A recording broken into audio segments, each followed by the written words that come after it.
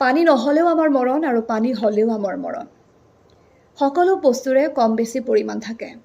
লগতে আৰু এটা কথা কওঁ, দিনটোত বহুত নিউজ পঢ়োঁ, বহুত খবৰ আপোনালোকক জনাওঁ, কিন্তু কিছুমান নিউজে আমাকো বহুত কন্দুৱাই, আমাকো বহুত আৱেগিক কৰে।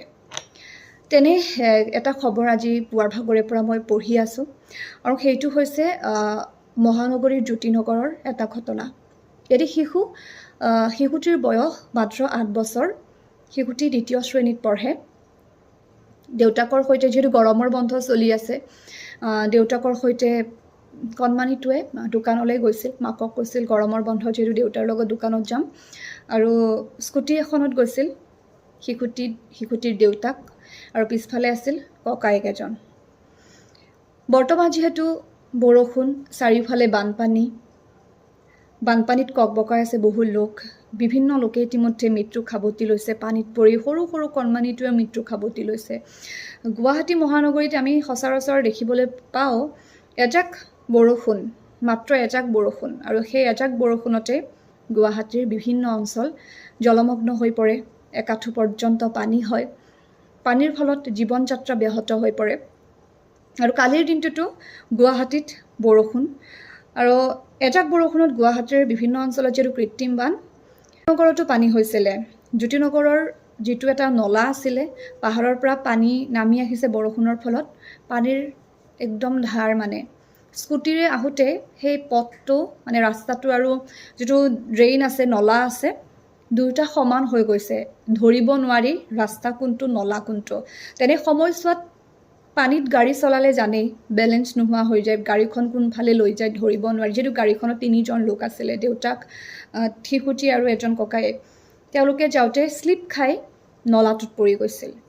কিবাকে ভাতৃ আৰু পিতৃ উঠিলে, আৰু যিটো কণমানি হাতত ধৰিছিলে, কিন্তু পানীৰ ইমান সোঁত ধাৰ আছিলে, কণমানিটোক উটুৱাই লৈ গ'ল। তাৰপিছত আৰক্ষীক খবৰ দিয়া হ'ল, SDRFক খবৰ দিয়া হ'ল। পুৱতি নিশালৈকে তেওঁলোকে ঠিকে থাকে চলাই নিলে উদ্ধাৰ অভিযান, কিন্তু বৰ্তমান 10:30 হৈ গ'ল। ৰাতিপুৱাৰ পৰা না সেই স্থানত আৰক্ষী আছে, না সেই স্থানত SDRF বাহিনী আছে। এটা কৰুণ দৃশ্য দেখিলোঁ। পিতৃ আৰু সেই কণমানিটিৰ খুৰাকে সেই নলাবোৰত নামি গৈ নিজৰ সন্তানক বিচাৰি আছে। তাতকৈ আৰু দুখৰ খবৰ কিবা হ'ব পাৰে নেকি? নিজৰ সন্তানক নিজৰ পিতৃয়ে নলাত নামি গৈ বিচাৰি আছে, একদম জাবৰত হাত সোমাই জাবৰবোৰ চাফা কৰি নিজৰ সন্তানক বিচাৰি আছে। চাই আছে মাতৃয়ে, কান্দি কান্দি মাতৃয়ে চাই আছে। ককাকে কৈছে যে সদায় স্কুলত থ'বলৈ যায়, এতিয়া কাক থ'বলৈ যাব? ককাকক সদায় দোকান এখন আছে, দোকানত যায় ককাকক সোধে, ককা এটা ঠাণ্ডা কাক থ'বলৈ যাব? ককাকক সদায় দোকান এখন আছে, দোকানত যায় ককাকক সোধে, ককা এটা ঠাণ্ডা খাম। কিন্তু সৰু কণমানি, 8 বছৰ। গুৱাহাটীৰ মেয়ৰৰ কোনো খবৰ নাই। গতিকে এনেধৰণৰ ঘটনাই সঁচাকৈ দুখ দিয়ে। আমিও বিচাৰোঁ গুৱাহাটী স্মাৰ্ট চিটি হওক, কিন্তু স্মাৰ্ট চিটিত এনেধৰণৰ কাম যদি হৈ থাকে, ওখ অট্টালিকা, অভাৰব্ৰিজ, সেইবোৰে জানো স্মাৰ্ট চিটি বুজায়? স্মাৰ্ট হ'বৰ কাৰণে আমি মানুহবোৰো স্মাৰ্ট হ'ব লাগিব। আমি কাম যিবোৰ কৰোঁ সেইবোৰো স্মাৰ্ট হ'ব লাগিব, যাতে স্মাৰ্ট চিটিত এনেধৰণৰ হত্যা, এনেধৰণৰ ভয়ংকৰ অঘটন যাতে কম হয়, সেইবোৰ কমাব লাগিব। তেতিয়াহে আমি ক'ব পাৰিম যে হয়, আমি স্মাৰ্ট চিটিত বাস কৰোঁ। আমাৰ চিটিত কোনো ধৰণৰ এনেধৰণৰ বিক্ষিপ্ত, এনেধৰণৰ ভয়ংকৰ ঘটনা সংঘটিত নহয়। সেইবোৰক স্মাৰ্ট চিটি কয়। এজাক বৰষুণটো দূৰৰ কথা, কিনকিনীয়া বৰষুণত গুৱাহাটীত কাৰেণ্ট নাথাকে। আৰু ক'বই নালাগে, এতিয়া ভৰলুৰ পানী উঠি আমাৰ অফিচৰ তললৈকে পাইছে, সেইবোৰ গেলা পানী। গতিকে কি ক'ম, কৈ জানো কিবা লাভ আছে? কোনোবাই জানো শুনিব?